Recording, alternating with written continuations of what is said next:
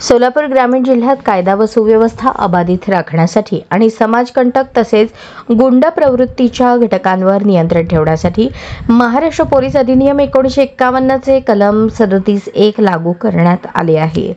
Upper जिल्हा दंडाधिकारी अभिजित पाटील यांनी दिलेल्या माहितीनुसार हा आदेश 25 ऑक्टोबर 2025 रोजी रात्री 8 पासून ते 9 नोव्हेंबर 2025 रात्री 8 पर्यंत लागू राहील। या आदेशाचा परिसर सोलापूर ग्रामीण जिल्हा हद्दीत असेल।